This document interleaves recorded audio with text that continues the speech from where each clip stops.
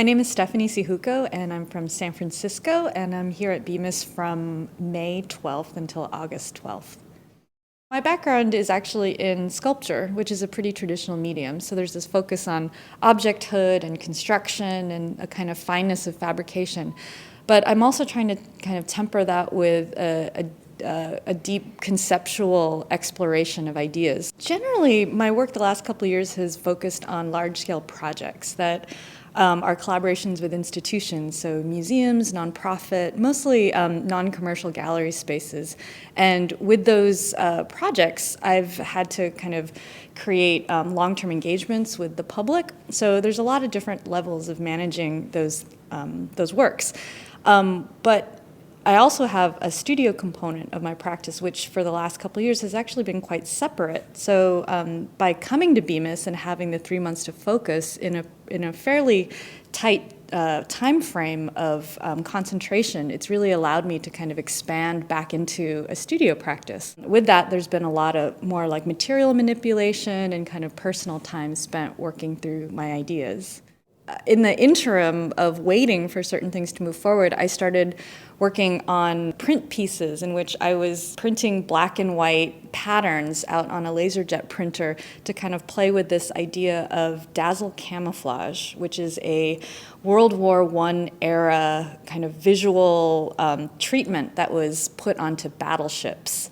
So, just with my interest in globalization and empire and war, it kind of became a way for me to go through aesthetic histories and see what I could kind of bring forward today.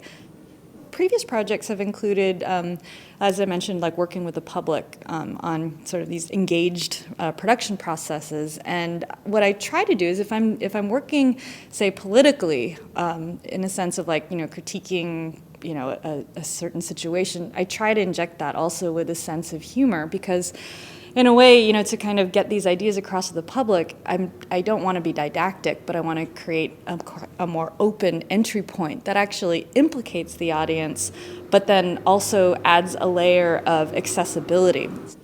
So one of the projects that I worked on had to do with me going to mass-produced clothing stores in shopping malls and then purchasing clothes to wear as props. And one of the things too that came up as a new thing in my work is to actually put myself in the work. I generally avoid that because I feel like people think that it becomes portraiture in the sense of self-portraiture. But what I'm trying to do is use myself as a stand-in, almost like a cipher for a kind of generic type of visual. And so I was dressing myself up in these kind of fake tribal outfits and photographing myself in this sort of fictional space. Again, using the black and white patterning of dazzle camouflage to kind of bring forward that historical marker as well. A large portion of my practice exists in a kind of like a relational sense and also in an online presence. So concurrently with producing these very physical works and installation pieces, there's a lot of projects that I do, everything from ranging from items purchased on eBay and having a kind of relationship with the people that I'm buying things from to an online talk show that I started. I realized, though, that for me, these projects really go hand in hand. Like it's hard for me to separate, one thing from the other, and hopefully they feed into each other.